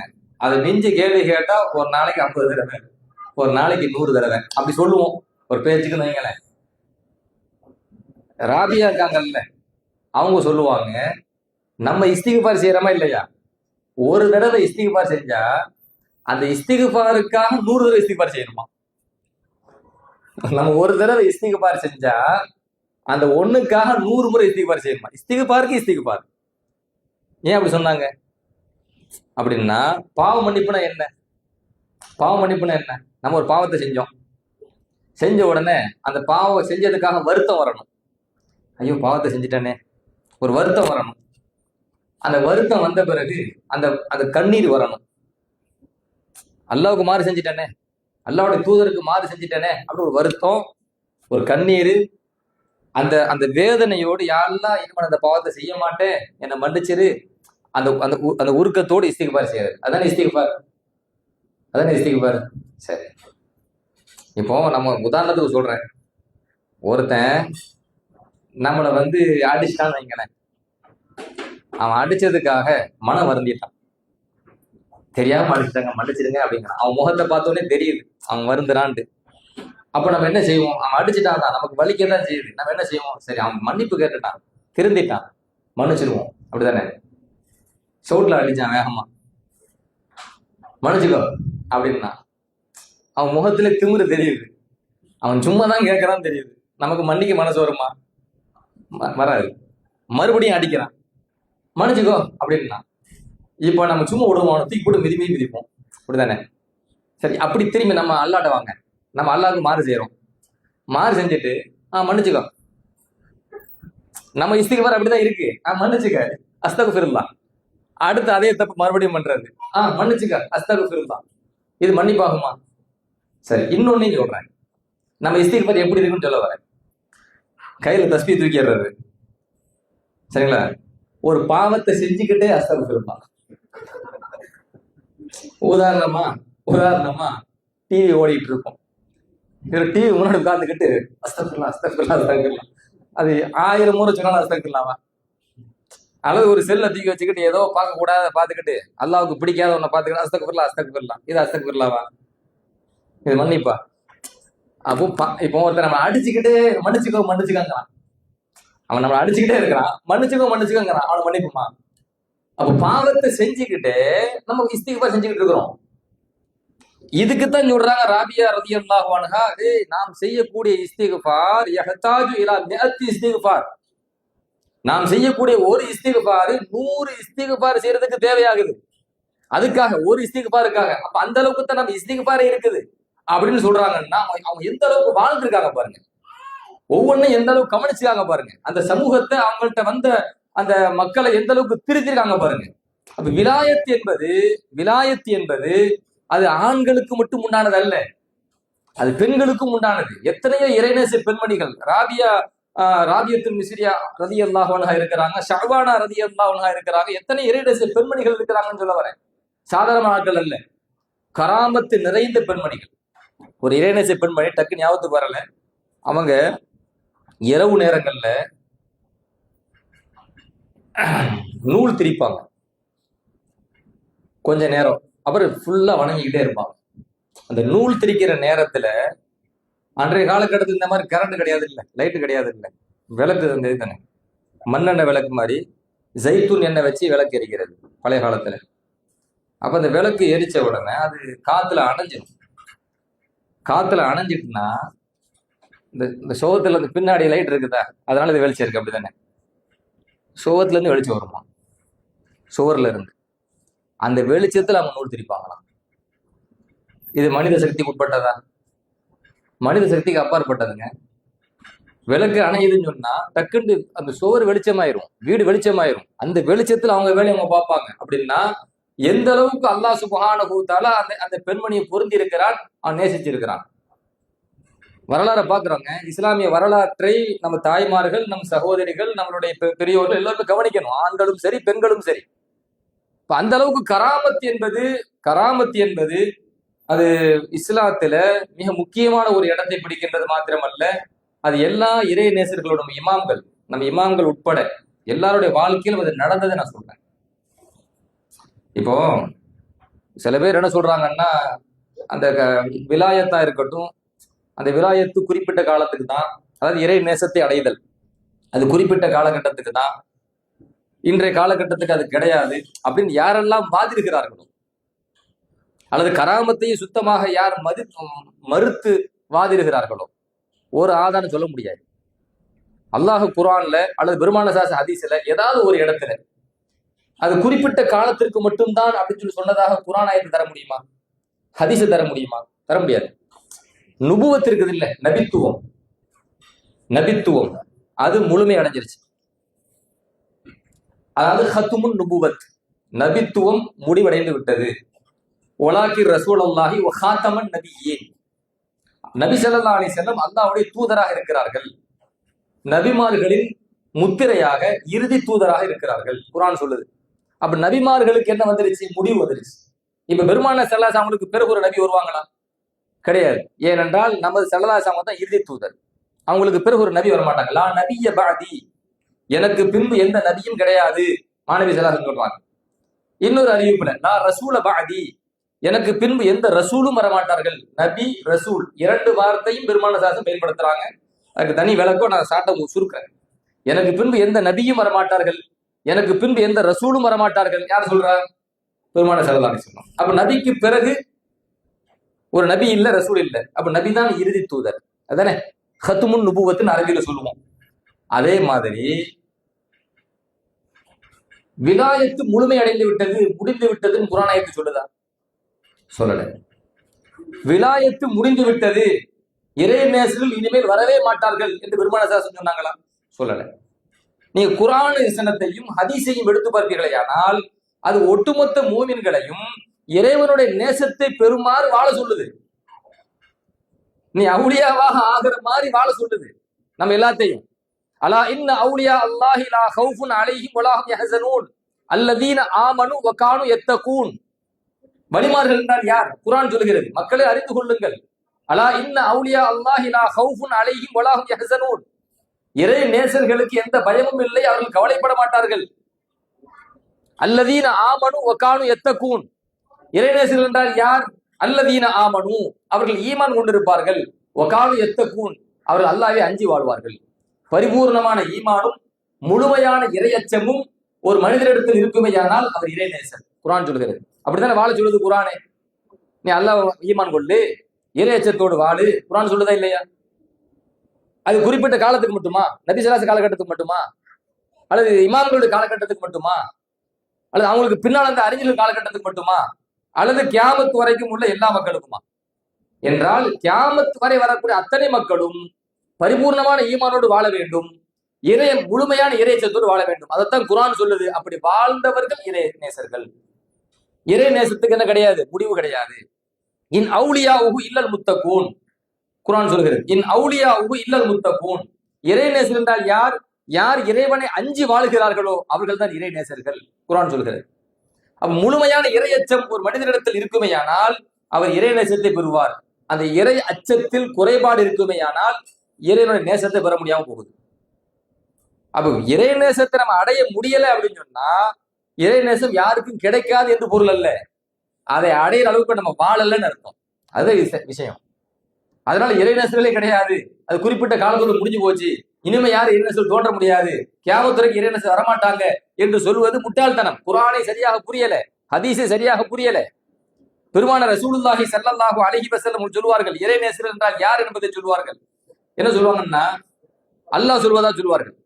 அல்லாஹ் என்ன சொல்கிறான் என்றால், இறை நேசர்களை பொறுத்த வரைக்கும் நான் யாரை நேசிக்கிறேன் அல்லாஹ் சொல்றான். ஒரு அடியான் நான் அவனுக்கு எதை கடமையாக்கினேனோ அந்த கடமையான வணக்கத்தை செய்வதன் மூலமாக ஒரு அடியான் எனது நெருக்கத்தை பெறுகிறான். இப்ப அல்லாஹ் தொழணும் சொல்றான், நம்ம கரெக்டா தொழுகிறோம். நோன்பு வைக்கணும்னு சொல்றான், நோன்பு வைக்கிறோம். ஜகாத்து கொடுக்கணும்னு சொல்றான், ஜகாத்து கொடுக்கிறோம். நல்லது செய்வாங்கிறான், நல்லது செய்யறோம். யாருக்கும் துரோகம் செஞ்சிடாத, அநியாயம் செய்யறாதங்கிறான். கரெக்டா அல்லாஹ் சொல்ல கட்டுப்பட்டு நடக்கிறோம். இப்படி அல்லாஹ்வுடைய கட்டளைகளுக்கு கட்டுப்பட்டு யார் நடக்கிறார்களோ அவர்கள் என் நெருக்கத்தை பெறுகிறார்கள் அல்லாஹ் சொல்கிறான். சொல்லிட்டு அல்லாஹ் சொல்கிறான், கடமையான வணக்கத்தை தாண்டி நஃபிலான வணக்கங்களை எனது அடியான் அதிகமாக செய்கின்ற பொழுது, கடமையான வணக்கத்தை தாண்டி நஃபிலான வணக்கங்களை எனது அடியான் அதிகமாக செய்கின்ற பொழுது நான் அவன் அதிகமா நேசிக்க ஆரம்பிச்சிடறேங்கிறான் அல்லாஹ். எந்த அளவுக்கு நான் அவனை நேசிக்கிறேன்? ஹத்தா உஹிப்பஹு ஃபஇதா அஹபப்துஹு குன்து ஸம்அஹு அல்லதி யஸ்மஉ பிஹி. நான் ஒரு அடியானை நேசித்து விட்டால், இறைவன் சொல்கிறான், நான் ஒரு அடியானை நேசித்து விட்டால் அவன் கேட்கும் காதாக நான் ஆகிவிடுகிறேன். அடுத்து அல்லாஹ் சொல்கிறான், ஓ பஸரஹு அல்லதி யுப்சிரு பிஹி, அவன் பார்க்கும் பார்வையாக நான் ஆகிவிடுகிறேன். ஓ யதஹு அல்லதி யப்திஷு பிஹா, அவன் பிடிக்கும் கரமாக நான் ஆகிவிடுகிறேன். ஓ ரிஜ்லஹு அல்லதி யம்ஷி பிஹா, அவன் நடக்கும் காலாக நான் ஆகிவிடுகிறேன். அப்ப பார்க்கும் பார்வையாக, கேட்கும் காதாக, பிடிக்கும் கரமாக, நடக்கும் காலாக, அந்த அந்த அடியானுடைய காலாக நான் ஆகிவிடுகிறேன் என்று அல்லாஹ் சொல்லிவிட்டு சொல்லுவான், ஓ இன் ஸஅலனி லஉதியன்னஹு, என் அடியான் என்னிடத்தில் எதை கேட்டால் நான் கொடுப்பேன். ஒலைன் இஸ்தஆதனி லஉஈதன்னஹு, எனது நேசர் என்னிடத்தில் ஏதாவது ஒரு பாதுகாப்பு கேட்டால் அவருக்கு நான் பாதுகாப்பு வழங்குவேன். அல்லாஹ் உத்தரவு விடுகிறான். பெருமானார் ஸல்லல்லாஹு அலைஹி வஸல்லம் சொல்றாங்க, புகாரியில பதிவு செய்யப்பட்ட ஹதீஸ் சொல்கிறேன். இந்த ஹதீஸ் புகாரில வருது. இப்ப கவனிங்க, அல்லாஹ் பார்க்கும் பார்வையாக ஆகிவிடுகிறான். ஒரு மனுஷன் நல்லா நேசிச்சுட்டான், அவன் கேட்கும் காதாக ஆகிவிடுகிறான், அவன் பிடிக்கும் கரமாக ஆகிவிடுகிறான், அவன் நடக்கும் காலாக ஆகிவிடுகிறான் அப்படின்னு சொன்னா அவன் இறைநேசரு கண் அல்லாஹ்வுடைய கண் நினைக்கிற கூடாது, தப்பா புரிஞ்சிடக்கூடாது. சராசரி ஒரு ஆணுடைய, ஒரு மனிதனுடைய பார்வை இருக்குதா இல்லையா, அந்த பார்வைக்கும் இறை நேசர்களின் பார்வைக்கும் வித்தியாசம் இருக்கிறது. இறை நேச பார்வை இருக்குதா இல்லையா, அந்த பார்வை மனித சக்திக்கு அப்பாற்பட்டது. இறை நேசருடைய கேட்கும் திறன் இருக்குதா இல்லையா, அது மனித சக்திக்கு அப்பாற்பட்டது. இறை நேசருடைய பிடியும் இறைநேசருடைய நடையும் மனித சக்திக்கு அப்பாற்பட்டது என்பதை அல்லாஹ் இந்த வார்த்தையில புரிய வைக்கிறான். உதாரணத்துக்கு சொல்வதாக இருந்தால் ஒரு ரெண்டு முக்கியமான சில செய்திகளை சொல்றேன். அதாவது உதாரணமாக இப்போ இறைநேசருடைய கண் பார்வை இருக்குதா இல்லையா, நம்ம பார்வை என்ன, ஒரு குறிப்பிட்ட தூரம் தான், அப்படிதானே? இது இடையில ஏதாவது திரை வந்துச்சுன்னா அதுக்கப்புறம் என்னக்குன்னு தெரியாது. இப்ப இந்த சுவர் இருக்குது, இந்த சுவர் இருக்குது, இதுக்கு பின்னாடி எனக்கும் தெரியாது. நம்ம பார்வைக்கு திரை வந்துட்டான். ஆனா இறை நேசர்களுடைய பார்வை அப்படி கிடையாது. அல்லாஹ் பல நிபந்தனைகள் அதை முடிச்சிடறான். உதாரணமா நம்மளுடைய பார்வைக்கு எத்தனை நிபந்தனைகள் இருக்குன்னு சொல்ல வரேன். உதாரணத்துக்கு இப்ப நம்ம கண்ணு பார்க்கணும்னு வைங்களேன். நம்ம கண்ணுக்கு என்ன தேவை? ஒரு மனிதனுக்கு கண்ணு இருந்துட்டாலே பார்க்க முடியுமா? முதல்ல என்ன தேவை சொல்லுங்க, சத்தமா சொல்லுங்க. கேட்கல. ஒளி தேவையா? முதல்ல கண்ணுல பார்வை தேவை. ஆமா, கண்ணு இருக்கிற எல்லாம் பார்த்துட முடியுமா? கண்ணுல பார்வை வேணுமா? முதல்ல ஆமா, பார்வை இருந்தாதான் பார்க்க முடியும். அப்ப முதல்ல கண்ணுக்கு என்ன தேவை? பார்வை. சரி, கண்ணுக்கு பார்வை வந்துட்டு இப்ப பார்க்க முடியுமா? இப்ப சொல்லுங்க, என்ன தேவை? ஒளி தேவை, வெளிச்சம். சரிங்களா? சரி, அந்த வெளிச்சம் இருந்துட்டா பார்க்க முடியுமா? வெளிச்சம் இருந்தாலே பார்க்க முடியுமா? வெளிச்சம் ரொம்ப கூட இருக்கக்கூடாது, கண்ணு கூசும், தெரியாது. அப்படிதானே? சரி, வெளிச்சம் கரெக்டா தான் இருக்குது, இப்பவும் பார்த்துட முடியுமா? கரெக்டான அளவு வெளிச்சம் இருக்குது, பார்க்க முடியுமா? நம்ம எதை பார்க்க போறோமோ அதை நம்ம முன்னாடி இருக்கணும், நம்ம கண்ணுக்கு முன்னாடி இருக்கணும். இருந்தால் தான் அந்த பொருளை என்ன செய்ய முடியும்? பார்க்க முடியும். சரி, நம்ம கண்ணுக்கு முன்னாடி அந்த பொருள் இருக்கு, இப்பவும் பார்க்க முடியுமா? அப்படின்னா அந்த இருக்கிற பொருள் இருக்கு பார்த்தீங்களா, அது குறிப்பிட்ட தூரத்தில் இருக்கணும். ரொம்ப தூரமா இருந்தாலும் பார்க்க முடியாது, கண்ணுக்கு பக்கத்துல இருந்தாலும் பார்க்க முடியாது. உதாரணம், ஒரு புத்தகத்தை எடுங்க, கண்ணுக்கு பக்கத்துல வச்சு நீங்க படிங்க பார்ப்போம், படிக்க முடியாது. ரொம்ப தூரமா வச்சு படிக்க முடியாது. ஒரு குறிப்பிட்ட தூரத்துல இருக்கணும், இருந்தா தான் அதை பார்க்க முடியும். சரி, குறிப்பிட்ட தூரத்துல இருக்குன்னு வச்சுக்குவோம். வெளிச்சமா இருக்கு, கண்ணுல பார்வை இருக்குது, வெளிச்சமா இருக்குது, வெளிச்சம் அளவா இருக்குது, நம்ம பார்க்கிற பொருள் முன்னாடி இருக்குது, அது குறிப்பிட்ட தூரத்துல இருக்கு, அளவான தூரத்துல இருக்குது, எல்லாம் கரெக்ட். இப்பவும் பார்த்துடலாமா? இடையில திரை இருக்கக்கூடாது. இடையில ஒரு திரை வந்துருச்சுன்னு வைங்க, அப்பவும் பார்க்க முடியாது. குறிப்பிட்ட தூரம் தான், ஒரு திரையை போடுங்க, பார்க்க முடியாது. அப்ப திரையும் இருக்கக்கூடாது. எவ்வளவு நிபந்தனை, நம்ம பார்க்கிற பார்வைக்கு எவ்வளவு நிபந்தனை. இந்த நிபந்தனைகள் இருந்தாதான் மனிதனுடைய வளமையான பார்க்கிற பார்வை. இந்த ஆழத்தை உடைக்கிறது பார்த்தீங்கன்னா, வளமைக்கு மாற்றமாக மனித சக்திக்கு அப்பாற்பட்டது அப்படின்னு சொன்னா இந்த நிபந்தனைகள் நான் தூக்கி விட்டுருவான். அப்ப இறைநேசருடைய பார்வை நம்ம பார்வை மாதிரி கிடையாது. அதுதான் சொல்ல வரேன். இறைநேசர் பார்வை நம்ம பார்வை மாதிரி கிடையாது. உதாரணத்துக்கு ஒரு 2 செய்தி சொல்றாங்க. உமர் இப்னு கத்தாப் ரலியல்லாஹு அன்ஹு அவங்க ஆட்சி காலம், ஆட்சி காலகட்டத்துல நஹாவந்த் அப்படிங்கிற ஒரு நாடு, அந்த நாட்டுல ஒரு போர். உமர்ல எங்க இருக்கிறாங்க? மதீனால இருக்கிறாங்க. நஹாவந்த் என்பது மதீனால இருந்து பல மைல், 500 ஃபர்சக், அரபியில சொல்றாங்க 500 ஃபர்சக் தொலை தூரத்துல. நம்ம புரியுற மாதிரி கணக்குல சொல்றதா இருந்தா 2413 கிலோமீட்டர். மதீனாவுக்கும் நஹாவந்துக்கும் இடையில எத்தனை கிலோமீட்டர்? 2413 கிலோமீட்டர் தூரம். இப்போ அந்த நாட்டுல அனுப்பி வச்சிருக்கிறாங்க உமர் இப்னு கத்தாப் ரலியல்லாஹு ஒரு படையை. அந்த படை தளபதிக்கு பேரு சாரியா ரலியல்லாஹு அன்ஹு. உமர் இப்னு கத்தாப் அனுப்பிட்டாங்க படைக்கு. போர் போயிட்டாங்க, மக்கள் எல்லாம் போயிட்டாங்க, பல மாசம் ஆகி போச்சு. மெம்பர்ல ஏறி நிக்கிறாங்க உமர் ரலியல்லாஹு அன்ஹு, மக்களுக்கு உரை நிகழ்த்திட்டு இருக்கிறாங்க. திடீர்னு பார்த்தா, இப்போ உதாரணமா அல்ஹம்துலில்லாஹ் நஹ்மதுஹு வ நுஸல்லி அலா ரசூலிஹில் கரீம் சொல்லிட்டு நான் உரை நிகழ்த்திட்டு இருக்கும்போது, யா சாரியா அல் ஜபல் சத்தம் போட்டா நீங்க நினைப்பீங்க, சாரியாவே மலையை பார். இப்போ நம்ம சாரியா விட்டுருவோம், அப்துல் ரஹ்மான் வச்சுக்குவோம். அப்துல் ரஹ்மானே மலையை பாருங்கன்னா என்ன அஜத் நல்லதானே பேசிட்டு இருந்தாரு, திடீர்னு என்ன அப்துல் ரஹ்மானுங்கிறாரு, மலையை பார்க்க எந்த மலையே இல்லையே, யோசிப்போமா இல்லையா? உமர் ரலியல்லாஹு அன்ஹு மெம்பர் படியில் நின்று கொண்டு உரை நிகழ்த்தி கொண்டிருக்கும் போது உரைக்கு சம்பந்தம் இல்லாத, பேச்சுக்கு சம்பந்தம் இல்லாத யா சாரியா அல் ஜபல், யா சாரியா அல் ஜபல் சத்தம் போட்டே இருக்கிறாங்க. அப்படின்னா என்ன அர்த்தம்? சாரியா அவர்களே மலையை பாருங்கள், உங்களுக்கு பின்னாடி முதுகுக்கு பின்னாடி மலையை பாருங்கள், அந்த மலைக்கு பக்கத்துல போங்க அப்படின்னு அர்த்தம். அங்க நஹாவந்த் கிட்டத்தட்ட 2000 கிலோமீட்டர் தூரத்துல, 500 ஃபர்சக் தொலை தூரத்துல இருக்குது. அங்க போர் நடந்துட்டு இருக்குது. இங்க சம்பவம் என்ன தெரியுமா? உமர் ரலியல்லாஹு அப்படி சொன்னாங்க யா சாரியா அல் ஜபல்ட்டு, மக்களுக்கு புரியல, அதை டேட்டை குறிச்சு வச்சுக்கிட்டாங்க. கொஞ்ச நாள் கழிச்சு யுத்தம் வெற்றின்னு சொல்லி ஒரு ஆள் சொல்ல வராரு. மதீனாவுக்கு வராங்க. மதீனாவுக்கு வந்தவர் என்ன சொல்றாரு? உமர் ரலியல்லாஹு பார்த்து, நீங்க அனுப்பி வச்சீங்கல்ல நஹாவந்துக்கு, யுத்தம் வெற்றி அப்படி சொல்லிட்டு அந்த மனிதர் சொல்றாரு, அந்த போர் நடந்துட்டு இருக்கும் போது யா சாரியா அல் ஜபல் ஒரு சத்தம் கேட்டுச்சு அவர் சொல்றாரு. யா சாரியா அல் ஜபல் எங்களுக்கு சத்தம் கேட்டுச்சு. அந்த சத்தத்தை நாங்க கேட்ட பிறகுதான் எங்க பின்னாடி நாங்க என்ன செய்யறோம், மலையை பார்க்கிறோம். அந்த மலையை பக்கமாக எதிரிகள் சூழ வந்தாங்க. நாங்க என்ன உஷாராயிட்டோம். உஷாராயி நாங்க என்ன செஞ்சோம், மலைக்கு பக்கத்துல போயிட்டோம். எங்க பின்னாடி எதிரிகள் வர முடியல. அதனால நாங்க வெற்றி பெற்றோம். ஏன்னா பின்னாடி ரவுண்ட் அப் பண்ணிட்டாங்களே, எதிரி ஃபுல்லா சுத்தி ரவுண்ட் அப் பண்ணிட்டா நம்ம ஜெயிக்க முடியாது. அப்ப மலை வழியா வந்து ஜெயிக்கலாம் பார்த்தாங்க. இப்ப டக்குன்னு உஷாராயி மலை பக்கமா ஒட்டி நின்ன உடனே யாரும் பின்னாடி வர முடியல, எல்லாரும் நடுவு மாட்டிக்கிட்டாங்க. வெற்றி எங்களுக்கு கிடைச்சிச்சு அப்படின்னு சொன்ன உடனே அப்ப அங்க இருந்த சஹாபாக்கள் சொன்னாங்க, உமர் ரலியல்லாஹு அவர்களே, யாசாரியா அல் ஜபல் அன்னைக்கு இதுக்குத்தான் சொன்னீங்களோ அப்படின்ட்டு. நீங்க கவனிங்க, நான் மீண்டும் சொல்லுகிறேன், மதீனாவுக்கும் போர் நடைபெற்ற நகாவத் என்கிற நாட்டுக்கும் இடைப்பட்ட அந்த தொலைதூரம் எவ்வளவு? அரபியில சொல்ற அந்த 500 பர்சக். நம்ம நாட்டு கணக்கு பிரகாரம் சொல்றதா இருந்தா 2413 கிலோமீட்டர். இங்க இருந்து 2413 கிலோமீட்டர் தாண்டி நடக்கிற சம்பவத்தை யார் பார்த்திருக்கிறான்? உமர் ரலியல்லாஹு பாக்குறாங்க. மெம்பர் படியில் நின்று எங்கேயும் நடக்கிறத பாக்குறாங்க. பாருங்க, இது மனித சக்திக்கு உட்பட்டதா அப்பாற்பட்டது? மனித சக்திக்கு அப்பாற்பட்டது ஒண்ணு. இரண்டாவது, அங்க அந்த சாரியா யா சாரியா அல் ஜபல் அப்படின்னு சொன்ன உடனே அந்த சாரியா ரலியல்லாஹு அன்ஹு அதை கேட்கறாங்க. பாருங்க, அதை கேட்க போய் தானே பின்னாடி போறாங்க.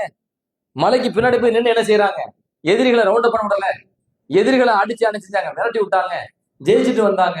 அப்ப அங்க யாரு கேட்கிறா? இப்ப வாங்க, நீங்கள் பார்க்கும் பார்வையாக நான் ஆகி விடுகிறேன் அல்லாஹ் சொன்னானா? நடந்துருச்சா? அங்க பாருங்க, அங்க உள்ள சஹாபாக்களை பாருங்க. உமர் ரலியல்லாஹு எங்கேயோ சொன்ன சத்தத்தை யார் கேட்கிறா? அங்குள்ள சஹாபா பெருமக்கள் கேட்டாங்களா? நீங்கள் கேட்கும் காதாக நான் ஆகிவிடுகிறேன் அல்லாஹ் சொன்னானா? அங்குள்ள மக்கள் கேட்டாங்களா? இந்த சம்பவம் நான் சொன்ன பாத்தீங்களா, உமர் ரலியல்லாஹுடைய சம்பவம், சாரியா ரலியல்லாஹுடைய சம்பவம். இந்த சம்பவம் இஸ்லாமிய வரலாற்றிலே நடைபெற்ற சம்பவம், ஆதாரபூர்வமான சம்பவம். இமாம் பைஹக்கி ரஹமத்துல்லாஹ், மாபெரும் ஹதீஸ்களை அறிஞர் இமாம் பைஹக்கி அவர்கள் தலாயிலுன் நுபுவத் அப்படிங்கிற ஒரு நூல் எழுதியிருக்கிறாங்க. அந்த நூலில் இந்த சம்பவத்தை சனதோடு பதிவு செய்யறாங்க. அதாவது சனதோடு சொன்ன அறிவிப்பாளர் தொடரோடு பதிவு செய்யறாங்க. இஸ்லாமிய வரலாற்று ஆசிரியர், குர்ஆன் விரிவுரையாளர் அல்லாமா இப்னு கசீர் என்கிற மாபெரும் அறிஞர் அல் பிதாயா வன் நிஹாயா என்கிற ஒரு வரலாற்று நூல் எழுதியிருக்கிறார், இஸ்லாமிய வரலாற்று நூல். அந்த வரலாற்று நூலில இந்த சம்பவத்தை அவர் குறிப்பிட்டு சொல்றாரு, ஹாதா இஸ்னாதுன் ஜய்யிதுன் ஹசனுன். இந்த சம்பவம் இருக்கிறதே, இது அழகிய தரம் வாய்ந்த ஆதாரபூர்வமான அறிவிப்பாளர் தொடரோடு வந்த சம்பவம், அதாவது ஆதாரபூர்வமான சம்பவம் அப்படின்னு யார் சொல்றார்? இப்னு கசீர் என்பவர், குர்ஆன் விரிவுரையாளர், இஸ்லாமிய வரலாற்று ஆசிரியர், அல் பிதாயா வன் நிஹாயா என்கிற நூல்ல சம்பவத்தை பதிவு செய்யறாரு. அப்ப கராமத் என்பது உண்மையா இல்லையா? அல்லாஹ் வெளிப்படுத்திருக்கானா இல்லையா? அல்லாஹ் சொல்றான், நீங்கள் பார்க்கும் பார்வையாக, நீங்கள் கேட்கும் காதாக நான் ஆகிவிடுகிறேன் அல்லாஹ் தானே சொல்றான். பெருமான சாசன் சொன்னாங்களா இல்லையா? புகார்ல பதிவு செய்யப்பட்டிருக்க. இது எப்படி மறுக்க முடியும்? அப்ப இறை நேசர் என்று ஒன்று உண்டு, இறை நேசர்களிடத்தில் கராமத்து வெளிப்படும் என்பதும் உண்டு, இஸ்லாத்துல உண்டு. இன்னொரு சின்ன செய்தி நான் சொல்கிறேன். அதாவது அபூபக்கர் சித்திக் ரலியல்லாஹு அன்ஹு முதல் கலீஃபா, எல்லாத்துக்கும் தெரியும். இரண்டாவது கலீஃபா உமர் ரலியல்லாஹு அன்ஹு. அபூபக்கர் சித்திக் ரலியல்லாஹு அன்ஹு அவங்க வாழும் பொழுது தங்களுடைய மகளார் ஆயிஷா ரலியல்லாஹு அன்ஹா அவங்களுக்கு ஒரு தோட்டத்தை பரிசா கொடுத்தாங்க. ஒரு தோட்டம். அந்த தோட்டம் கிட்டத்தட்ட ஒரு 20 பஸ்க், அதாவது அரபி அளவு, தமிழ்ல சொல்றதா இருந்தா 2448 கிலோ, 2448 கிலோ பேரித்தம் பழங்கள் கொண்ட ஒரு தோட்டம். அந்த பேரித்தம்பழ தோட்டத்துல அந்த பேரித்தம்பழத்தை பறிச்சு எத்தனை கிலோ வரும்? 2448 கிலோ வரும். அந்த அளவுக்கு ஒரு பெரிய ஒரு பேரித்தம்பழ தோட்டம். அந்த தோட்டத்தை அபூபக்கர் சித்திக் ரலியல்லாஹு அன்ஹு தன்னுடைய மகளார் ஆயிஷா ரலியல்லாஹு அன்ஹா அவங்களுக்கு அன்பளிப்பா கொடுத்தாங்க வாழும் போது. இப்போ அபூபக்கர் அவங்களுக்கு வஃபாத்துடைய நேரம், உயிர் பிரிகிற நேரம். அப்ப அபூபக்கர் ரலியல்லாஹு அன்ஹு ஆயிஷா ரலியல்லாஹு அன்ஹா கூப்பிடுறாங்க. கூப்பிட்டு சொன்னாங்க, என் அருமை மகளே, இன்னி குந்து நகல் துக்கி மின் மாலி, நான் என் செல்வத்திலிருந்து ஒரு பேரித்தம்பழ தோட்டத்தை உங்களுக்கு அன்பளிப்பாக நான் தந்தேன். நான் உங்களுக்கு அன்பளிப்பா தந்தேன். இப்போ அந்த பேரித்தம்பழத்திலிருந்து, அந்த தோட்டத்திலிருந்து நீங்க எத்தனை பழங்களை பறித்தீர்களோ, பறித்து நீங்கள் சேமித்து வைத்திருக்கிறீர்களோ, அது ஃபுல்லும் உங்களுக்கு சொந்தம், நீங்களே வச்சுக்கோங்க. ஆனா இப்ப அந்த பேரித்தம் தோட்டம் இருக்கு பாத்தீங்களா, அதை நீங்க சொந்தம் கொண்டாடக்கூடாது. நான் அன்பளிப்பா தான் தந்தேன், ஆனா என்கிட்ட திரும்ப வாபஸ் வாங்கிக்கிறேன், நீங்க சொந்தம் கொண்டாடக்கூடாது. பழங்களை மட்டும் நீங்கள் என்ன செய்ய, பறித்த பழங்களை சேமித்து வைத்த பழங்களை நீங்கள் சொந்தமா வச்சுக்கங்க. பேரித்தம்பழத்தினுடைய உரிமை நீங்கள் கோரக்கூடாது அந்த தோட்டத்தை. என்ன காரணம்? நான் வஃபாத்தாக போறேன், மற்ற பிள்ளைங்களும் எனக்கு இருக்கத்தான் செய்யறாங்க, அதை சொத்தாக நான் விட போறேன், எல்லாத்துக்கும் சொத்தை பங்கு வச்சு கொடுக்கணும் அப்படி சொல்றாங்க அபூபக்கர் ரலியல்லாஹு அன்ஹு. அப்ப என்ன வார்த்தை சொல்றாங்கன்னா, இன்னமா ஹுவ மாலுல் வாரிசி. இப்ப அந்த பேரித்தம்பழ தோட்டம் என்னுடைய வாரிசினுடைய சொத்தாக ஆகிவிடுகிறது. எனவே இது யார் யாருக்கு பங்கு வச்சு கொடுக்கணும்? இன்னமா ஹுவ அகவாக்கி உஹ்தாக்கி. அவங்க சொல்றாங்க, இந்த தோட்டம் உன்னுடைய 2 சகோதரர்களுக்கும் உன்னுடைய 2 சகோதரிகளுக்கும் இது கொடுக்க வேண்டும். எப்படி கொடுக்க வேண்டும்? ஃபக்தஸிமுஹு அலா கிதாபில்லாஹ். அல்லாஹ்வுடைய வேதத்தின் அடிப்படையில், குர்ஆன் எப்படி சொன்னதோ அதன் அடிப்படையில் இந்த வாரிசுகளுக்கு நீ பங்கு வச்சு கொடுக்க வேண்டும். அப்ப ஆயிஷா எல்லாம் சொன்னாங்கன்னா, என் அருமை தந்தையே, என் அபத்தி, என் அருமை தந்தையே, அல்லாஹ் மீது சத்தியம் விட்டு சொல்கிறேன், நீங்க தந்த தோட்டத்தை நீங்க சொன்ன மாதிரி நான் செய்யறேன். நீங்க அன்பளிப்பா தந்தீங்க, நான் திரும்ப உங்கள்ட்ட ஒப்படைச்சிடுறேன். வாரிசுகளுக்கு அதை கொடுக்கணும்னு சொன்னீங்க. எனக்கு 2 சகோதரர்கள் இருக்கிறாங்க, 2 சகோதரிகள் இருக்கிறாங்க, எல்லாத்துக்கும் பங்கு வச்சு கொடுக்கணும்னு சொல்றீங்க. தாராளமாக நான் அதை செய்கிறேன். ஆனால் என் அருமை தந்தையே, ஒரு சின்ன கேள்வி. எனக்கு 2 சகோதரின்னு சொன்னீங்களே, இன்னமா ஹிய அஸ்மா மணில் உஹ்ரா அப்படின்னு கேட்டாங்க. எனக்கு 2 சகோதரி இருப்பதா சொன்னீங்க, எனக்கு தெரிஞ்சு எனக்கு ஒரு சகோதரி தான் இருக்கிறாங்க, அவங்க பேரு அஸ்மா, இன்னொரு சகோதரி யாரு?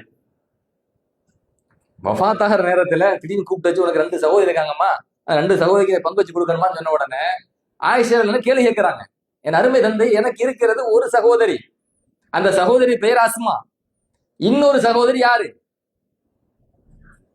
அந்த அவங்க பதில் சொல்றத கவனிங்க. அப்ப அபூபக்கர் சித்திகர்லாம் சொன்னாங்க, எனக்கு இன்னொரு மனைவி இருக்கிறாங்க, ஜூ பத்னி பின்தி ஹாரிஜா, ஹாரிஜா உடைய மகளார் என்னுடைய மனைவி, அவங்க கர்ப்பிணியா இருக்கிறாங்க, உராஹா ஜாரியத்தன், அவங்க பொம்பளை பிள்ளைய தான் பெத்தெடுப்பாங்க நான் நினைக்கிறேன். அபூபக்கர் அவங்களுக்கு இன்னொரு மனைவி, அவங்க கர்ப்பிணியா இருக்கிறாங்க, அவங்க யாரை பெத்தெடுப்பாங்க? பெண் பிள்ளையை தான் பெற்றெடுப்பார்கள். எனவே உனக்கு 2 சகோதரி வருவாங்க. நீங்க குர்ஆன் பிரகாரம் நீங்க 2 சகோதரிக்கும் பங்கு வச்சு கொடுக்கணும், 2 சகோதரனுக்கும் பங்கு வச்சு கொடுக்கணும். நல்ல கவனிங்க. இன்றைய காலகட்டத்துல ஸ்கேன் எடுத்து பார்க்கிற கருவிகள் வந்துருச்சு. கர்ப்பத்தில் இருக்கிறது ஆனா பெண்ணாண்டு பாக்குறதுக்கான கருவிகள் வந்துருச்சு. அது சில நாடுகள்ல தடை, பாக்குறது தடை, சில நாடுகள்ல தடை இல்லை. நம்ம அதுக்குள்ள போக வேண்டாம், அதை பத்தி விரிவாகவும் பேசவும் வேண்டாம். ஒரு 1300 சிலர், ஒரு 1100 ஆண்டுகளுக்கு முன்னால நடக்கிற சம்பவத்தை நான் சொல்றேன். கருவில் இருப்பது ஆனா பெண்ணா அப்படின்னு சொல்லி உறுதியா சொல்ல முடியுமா? எப்படி சொல்ல முடியும்? அபூபக்கர் சித்திக் ரலியல்லாஹு அன்ஹு உறுதியா சொல்றாங்க, உனக்கு சகோதரி பிறப்பாங்கிறாங்க, அந்த சகோதரிக்கு நீ பங்கு வச்சு கொடுக்கணுங்கிறாங்க. அவ்வளவு உறுதியாக அவங்க சொல்றாங்க அப்படின்னு சொன்னா, இப்ப இங்க கவனிங்க, இறை நேசர்களுடைய பார்வை நம் பார்வை 2 ஒண்ணா? 2 ஒண்ணுன்னு சொல்ல முடியாது. அந்த இறை நேசர்கள் அன்றைய காலகட்டத்துல மனித சக்திக்கு அப்பாற்பட்டதை அல்லாஹ் சுப்ஹானஹு வ தஆலா அவர்கள் மூலமாக வெளிப்படுத்தி காட்டுறான். பாத்தீங்களா? அதுக்கு பேர் தான் கராமத். அதுக்கு பேர் தான் உண்மையான கராமத்து. நீங்க இந்த தண்ணி கூட பேச்சுவார்த்தை நடத்த முடியுமா? தண்ணி கூட பேச்சுவார்த்தை நடத்த முடியுமா? நடத்த முடியாது. உமர் ரலியல்லாஹு அன்ஹு பேச்சுவார்த்தை நடத்தி இருக்கிறாங்க. உமர் ரலியல்லாஹுடைய ஆட்சி காலகட்டத்துல நைல் நதி கேள்விப்பட்டிருப்பீங்க தானே? நைல் நதி, அங்க ஒரு சஹாபியை என்ன செய்யறாங்க, அந்த பகுதிக்கு ஆட்சியாளர் நியமிக்கிறாங்க. அந்த நைல் நதியில உள்ள அந்த மக்கள், அந்த பகுதியில வசிக்கக்கூடிய மக்கள் இருக்காங்களே இல்லையா, ஒரு குறிப்பிட்ட சில மாதம் வந்த உடனே அந்த நைல் நதி வத்தி போச்சு, தண்ணீர் வத்திருச்சு, தண்ணியே இல்லை. அப்ப அங்குள்ள மக்கள்கிட்ட, ஜாகிலியா காலகட்ட மக்கள்கிட்ட ஒரு பழக்கம் இருந்துச்சு. என்ன பழக்கம் அப்படின்னு சொன்னா, நதி வத்திருச்சுன்னு வைங்களேன், அப்போ ஒரு இளம் பெண்ணை அவங்க தந்தையை வர சொல்லி அந்த இளம் பெண்ணுக்கு நகை அணிவித்து நல்ல பட்டாடை உடுத்தி நல்ல ஜோடிச்சு, பொண்ணு மாதிரி ஜோடிச்சு அந்த பெண்ணை தூக்கி தந்தை முன்னாடி அதுக்குள்ள தூக்கி போட்டுருவாங்க. தண்ணி வத்துனா, தண்ணி இருக்கும், கொஞ்சம் குறைஞ்சிருக்கும், கொஞ்சம் ஆழப்பகுதி இருக்கதான் செய்யும், உள்ள தூக்கி போட்டு உயிரோட கொண்டுருவாங்க. அப்படி கொண்டுட்டா அதுக்கு பிறகு அந்த நைல தண்ணி அதிகமாக பெருக்கெடுத்து ஓடுமா. இது அவங்கள்ட்ட ஒரு மூட நம்பிக்கை. இப்போ அந்த ஒரு சஹாபிய உமர் இப்னு கத்தாப் ரலியல்லாஹு அன்ஹு ஆளுநராக அந்த பகுதிக்கு நியமிச்சிருக்கிறாங்க. அப்ப இந்த மாதிரி ஒரு சம்பவம் நடைபெறும் போது அந்த மக்கள் அப்படி சொன்ன உடனே அப்படி செய்யக்கூடாதுங்கிறாங்க. அந்த ஆளுநர் ஒரு சஹாபி தான், அப்படி செய்யக்கூடாது அப்படின்னு சொல்லிட்டு உமர் ரலியல்லாஹு அன்ஹு அவங்களுக்கு ஒரு கடிதம் எழுதுறாரு.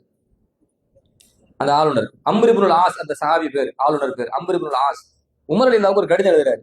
இந்த மாதிரி போல மக்கள் இருக்கிறாங்க, ஒரு பெண்ணை உயிரோடு கொல்ல போறேங்கிறாங்க, நைல் நதியில தூக்கி போட்டா நைல் நதியில தண்ணி நல்லா வருங்கிறாங்க, நான் அது செய்யக்கூடாது, அது மூட நம்பிக்கைன்னு தடுத்து நிறுத்தி வச்சிருக்கிறேன், நீங்க தான் சரியா ஒரு ஆர்டர் சொல்லணும். ஏன்னா ஜனாதிபதி உமர் ரலியல்லாஹு அமீருல் மூமினீன், அவங்க ஆர்டர் போட்டா அந்த ஆர்டர் பின்பற்றி ஆகணும். அப்போ உமர் ரலியல்லாஹு செஞ்சாங்க, பதில் கடிதம் எழுதுறாங்க. என் அருமை தோழரே, நீங்க நல்ல காரியம் பண்ணீங்க, நல்ல வேலை, அதுக்கு நீங்க பக்கத்துல நின்று போடுங்கன்னு சொல்லல. இஸ்லாம் தடுக்குது, அதை ஒரு அநியாயமா ஒரு பெண்ணை கொல்லக்கூடாது, அது மூட நம்பிக்கை அப்படின்னு சொல்லிட்டு அவர் ஒரு கடிதம் எழுதுறாங்க உமர் ரலியல்லாஹு. அந்த கடிதம் யாருக்கு எழுதுறாங்க? ஆளுநருக்கா? ஆளுநருக்கு இல்ல, நைல் நதிக்கு. நைல் நதிக்கு உமர் ரலியல்லாஹு ஒரு கடிதம் எழுதுறாங்க. அந்த கடிதத்துல உமர் ரலியல்லாஹு என்ன எழுதுறாங்கன்னா, மின் உமர அமீரில் முஃமினீன் இலா நைலி மிஸ்ர. அமீருல் முஃமினீன், முஃமின்களின் ஆட்சியாளர் உமர் ரலியல்லாஹு அன்ஹு அவர்களிடமிருந்து மிஸ்ர் நாட்டின் நைல் நதிக்கு எழுதப்பட்ட கடிதம். யாருக்கு எழுதுறா? உமர் ரலியல்லாஹு அன்ஹு நைல் நதி, ஒரு நதிக்கு எழுதுறாங்க கடிதம். அந்த கடிதத்துல என்ன எழுதுறாங்க அப்படின்னா, அம்மா பாது பிஸ்மில்லா, அல்லாவை புகழ்வது, சலவாத்து, இது எல்லாத்துக்கும் பிறகு நான் உனக்கு ஒரு விஷயத்தை சொல்ல போகிறேன். நைல் நதிட்ட பேசுறாங்க உமர் ரலியல்லாஹு அன்ஹு. என்ன பேசுறாங்க? நைல் நதியே, நீ உன் புறத்திலிருந்து சுயமாக ஓடினால், நதி ஓடுதா இல்லையா ஆறு, நீ உன் புறத்திலிருந்து சுயமாக ஓடினால், ஃபலா தஜ்ரி ஒஇன் கானல்லாஹுல் வாஹிதுல் கஹ்ஹார் ஹுவல்லதி யுஜ்ரீக. நீ உன் புறத்திலிருந்து சுயமாக ஓடினால், நீ ஓட வேண்டிய அவசியமே இல்லை, நீ பேசாம அப்படி இருந்துரு. நீ சுயமாக ஓடினால், இல்ல நீ சுயமாக ஓடல, அல்லாஹ்தான் உன்னை ஓட வைக்கிறான், அல்லாஹ்தான் இந்த நதியை, நைல் நதியாக இருக்கக்கூடிய ஒன்றை இறைவன் தான் ஓட வைக்கிறான் என்று சொன்னால், அப்போ நீ ஓட வேண்டும். இந்த மாதிரி மூட நம்பிக்கைக்கு நீ இடம் கொடுக்க கூடாது. இந்த மூட நம்பிக்கைக்கு ஒரு பெண்ணை உள்ளதுக்கு போட்டாத நீ ஓடுங்கிற மாதிரி மக்கள்கிட்ட பறை இருக்கா இல்லையா? அந்த மூட நம்பிக்கைக்கு நீ இடம் கொடுக்க கூடாது. எனவே இறைவன் தான் உன்னை ஓட செய்கிறான் என்று சொன்னால், நீ இனிமேல் வற்றாமல் ஓட வேண்டும். நைல் நதி கடிதம் எழுதி அம்ர் இப்னு ஆஸ் அந்த கடிதம் போகுது. அம்ர் இப்னு ஆஸ் ரலியல்லாஹு அவங்களுக்கு என்ன உத்தரவு? இந்த கடிதத்தை நைல் நதியில் நீங்கள் போட வேண்டும். மக்களை எல்லாம் ஒன்று திரட்டி நைல் நதிக்கு பக்கத்துல வர வச்சு இந்த கடிதத்தை நீங்கள் நைல் நதியில் போட வேண்டும். அம்ர் இப்னு ஆஸ் பாத்தீங்கன்னா, நைல் நதிக்கு கடிதமா? மக்கள் ஃபுல்லும் திரட்டிட்டாங்க, எல்லாம் வாங்கப்பாட்டு எல்லாரும் வராங்க. வந்த உடனே அந்த கடிதத்தை நைல் நதியில போடுறாங்க. நைல் நதியில போட்ட உடனே அடுத்த நிமிடமே நைல் நதி பயங்கர வெள்ளம். அதுக்கு பிறகு அந்த நைல் நதியில தண்ணீர் வற்றவே இல்லை. இஸ்லாமிய வரலாற்றுல பதிவாகுது. இமாம் இப்னு கசீர் அவர்கள் அல் பிதாயா வன் நிஹாயா என்கிற நூல்ல இந்த சம்பவத்தை பதிவு செய்யறாங்க. இப்னு அசாக்கிர் ரஹ்மத்துல்லாஹி அலைஹி மாபெரும் ஹதீஸ்களை அறிஞர், வரலாற்று ஆசிரியர், தாரீஹு இப்னு திமஷ்க் என்கிற வரலாற்று நூல்ல இந்த சம்பவத்தை பதிவு செய்யறாங்க. யார்கிட்ட பேசிட்டு இருக்கிறாங்க? யார்கிட்ட? தண்ணிட்ட பேசுறாங்க. அவங்க சொல்லுக்கு அது கட்டுப்பட்டு ஓடுது. இது மனித சக்திக்கு உட்பட்டதா அப்பாற்பட்டதா? மனித சக்திக்கு அப்பாற்பட்டதுங்க. எத்தனையோ வரலாறு சொல்லலாம். அதாவது கராமாத் என்பது உண்மை. அல்லாஹுடைய நேசத்தை ஒரு மனிதன் பெற்று விடுவானேயானால், இறைவன் அனைத்துக்கும் ஆற்றல் மிக்கவன். இந்த கண்ணுக்கு பார்வை தந்தது இறைவன், இந்த காதை படைத்து அதில் கேட்கும் திறனை தந்தது இறைவன், அதற்கான பல நிபந்தனைகளை போட்டவன் இறைவன், அந்த நிபந்தனைகளை அனைத்தையும் தகர்க்கக்கூடியவனும் இறைவன். அந்த நிபந்தனைகள் அனைத்தையும் தகர்த்து மனித சக்திக்கு அப்பாற்பட்ட மிக உயர்ந்த சக்தியை இந்த மனித இனத்திற்கு கொடுக்கக்கூடியவனும் இறைவன். அது எப்ப கொடுப்பான் அப்படின்னு கேட்டா, அவனுக்கு பிடிச்ச மாதிரி நம்ம வாழ்ந்துட்டு அல்லாஹ் கொடுப்பான். அவனுக்கு பிடிக்காத மாதிரி வாழ்ந்து எனக்கு கராமத்து வரல, எனவே கராமத்தே இல்லை அப்படின்னு மறுக்கிறது முட்டாள்தனம். ஏன்னா அல்லாஹ்வுக்கு பிடித்த மாதிரி வாழாம இறைவனுடைய வெறுப்பை சம்பாதிக்க மாதிரி வாழ்ந்துட்டு எனக்கு கராமத்து வரல, அதனால யாருக்கும் கராமத்து கிடையாது அப்படின்னு ஒரு மனிதன் சொல்வானேயானால் அது முழுக்க முழுக்க முட்டாள்தனம் என்பதை புரிந்து கொள்ள வேண்டும். அல்லாஹ் சுப்ஹானஹு வ தஆலா நம் எல்லோரையும் விலாயத்துக்கு தகுதியுள்ள மக்களாக ஆக்கி அன்புரிவானாக. அல்லாஹுடைய நேசத்தை பெற்ற, அல்லாஹுடைய நெருக்கத்தை பெற்ற நன்மக்கள் கூட்டத்திலே அல்லாஹ் சுப்ஹானஹு வ தஆலா நம் அனைவரையும் ஆக்கி அன்புரிவானாக. அல்லாஹும் அல்லாஹுடைய தூதரும் எவ்வாறு வாழ வேண்டும் என்று உத்தரவிட்டார்களோ, விரும்பினார்களோ, அவ்வாறு வாழக்கூடிய நல்ல நசீபையும் அல்லாஹும் அல்லாஹுடைய தூதரும் எந்தெந்த காரியங்களை தடுத்தார்களோ, வெறுத்தார்களோ, அது போன்ற காரியங்களை விட்டும் விலகி நடக்கும் நற்பாக்கியத்தையும் நம் அனைவருக்கும் தந்து அருள்புரிவானாக. நாளை மறுமையிலே மாணவி ரசூலுல்லாஹி ஸல்லல்லாஹு அலைஹி வஸல்லம் அவர்களுடைய மஜ்லிஸிலே நபிக்கு நெருக்கமாக இருக்கும் பாக்கியத்தையும், நபி அவர்களை காணும் பாக்கியத்தையும், நபி அவர்களோடு உரையாடும் பாக்கியத்தையும் அல்லாஹ் சுப்ஹானஹு வ தஆலா நம் அனைவருக்கும் தந்து அன்புரிவானாக. வாஹிரு தஅவானா அனில் ஹம்துலில்லாஹி ரப்பில் ஆலமீன். அஸ்ஸலாமு அலைக்கும் வரஹ்மத்துல்லாஹி வபரகாத்துஹு.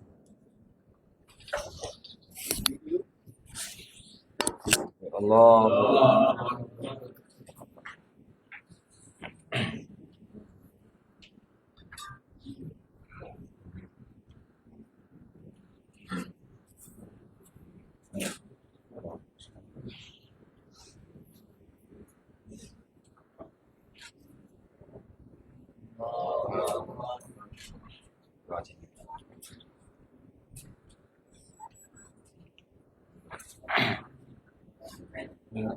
عظيم مولاي.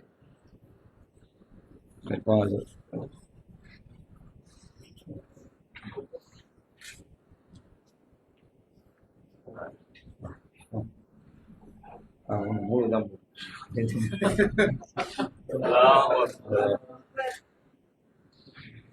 آمين. الحمد لله رب العالمين حمدا يوافي نعمه ويكافئ مزيدا وافعلنا يا كريم يا رحيم يا الله. اللهم صل على سيدنا حبيبنا مولانا محمد وبارك وسلم عليه. கிருபையுள்ள ரப்பே ரஹ்மானே, எங்கள் அனைவருடைய பாவங்களை மன்னித்தருள் புரிவாயா. எங்களுடைய ஷேகநாயகத்தின் பரக்கத்தினால் எங்கள் அனைவருடைய உள்ளங்களையும் உளத்தூமியை தந்து ரஹ்மானே விலாயத்துடைய பாக்கியத்தை எங்கள் அனைவர்களுக்கும் தந்தருள் புரிவாயா. ரஹ்மானே, கிருபையுள்ள ரப்பே ரஹ்மானே, சிறப்பு மிக்க மஜ்லிஸுடைய பரக்கத்தினால் எங்களுடைய உள்ளங்கள் இருக்கக்கூடிய எல்லா விதமான நோய்களையும் நீக்குவாயா. உடல் நோய்களை அகற்றி விடுவாயா. அற்புதம் நிறைந்த வாழ்வாக எங்களுடைய வாழ்க்கையை நீ தந்தருள் புரிவாயா. கிருபையுள்ள ரப்பே, எங்கள் வந்திருக்கக்கூடிய சகல பேருடைய ஹாஜத்துக்களையும் நிறைவேற்றி தந்தருள் புரிவாயா. எங்கள் அனைவருடைய உடம்புகள் ஆரோக்கியத்தை தந்தருள் புரிவாயா. சலாமத்தான நிம்மதியான வாழ்வினை தந்தருள் புரிவாயா. அனைவர்களுடைய வாழ்க்கையில் இருக்கக்கூடிய எல்லா விதமான நெருக்கடிகளையும் நீக்கி கிருபையுள்ள ரப்பே ரஹ்மான், உண்மையான ஆன்மீகவாதிகளாக எங்கள் அனைவர்களையும் நீயே தேர்ந்தெடுப்பாயா. எங்கள் உள்ளங்களை உன் பக்கம் நீ திருப்புவாயா. ரஹ்மானே, கிருபையுள்ள ரப்பே ரஹ்மானே, வலிமார்களுக்கு என்னென்னலாம் எங்களுடைய ஷேகுமார்களுக்கு நீ பொக்கிஷங்களை கொடுத்தாயோ, கிருபையுள்ள ரப்பே அந்த பொக்கிஷங்களை எங்களுக்கும் நீ தந்தருள் புரிவாயா. ஷைத்தானியத்துடைய எண்ணங்கள் உணர்வுகளை விட்டும் எங்களை நீ பாதுகாப்பாயா. பொறுமையை கொண்டு நீ எங்களை அழகுபடுத்துவாயா. கிருபையுள்ள ரஹ்மானே, தைரியத்தையும் வீரத்தையும் நீ தந்தருள் புரிவாயா. ரஹ்மானே, கிருபையுள்ள ரப்பே, சோம்பேறி தனங்களை விட்டும் எங்களை நீ பாதுகாப்பாயா. உற்சாகத்தை தந்தருள் புரிவாயா. பேரின்பத்தை நீ தந்தருள் புரிவாயா. எங்கள் அனைவருடைய துஆக்களை அங்கீகரிப்பாயா. சிறப்புமிக்க இந்த இடத்தை எங்களுடைய ஷேகநாயகத்துக்காக வேண்டி இந்த இடத்தை எங்களுக்கு தந்து இந்த சிறப்பான இந்த நிகழ்வை நடத்துவதற்காக வேண்டி நௌசாத் ஹாஜியாரன் அவர்கள் இந்த இடத்தை தந்து எல்லா விதமான அமைப்புகளையும் தந்திருக்கின்றார். அவருடைய உடம்புல ஆபியத்தையும் ஆரோக்கியத்தையும் அவருடைய மனைவி மக்கள் குடும்பங்களோடு நிம்மதி சலாமத்தோடு வாழக்கூடிய பாக்கியத்தினை கொடுத்தருள் புரிவாயா. இன்னும் யாரெல்லாம் இந்த இடத்திலே சமூகம் அளித்து என்னென்ன உதவிகளை செய்தார்களோ, நம்ம ஒன்றிணைந்து இந்த இடத்திலே வந்து கூடி இருக்கக்கூடிய அத்தனை பேர்களையும் ரஹ்மான் எல்லா விதமான ஆஜத்துக்களையும் நிறைவேற்றி தந்தருள் புரிவாயா. இந்த துஆக்களை அங்கீகரிப்பாயா. வஸல்லல்லாஹு வஸல்லம் அலா கைரி ஹல்கிஹி சய்யிதினா முஹம்மதின் வ அலா ஆலிஹி வ அஸ்ஹாபிஹி அஜ்மஈன். சுப்ஹான ரப்பிக ரப்பில் இஸ்ஸத்தி அம்மா யசிஃபூன் வ ஸலாமுன் அலல் முர்ஸலீன் வல்ஹம்துலில்லாஹி ரப்பில் ஆலமீன். அல்லாஹ்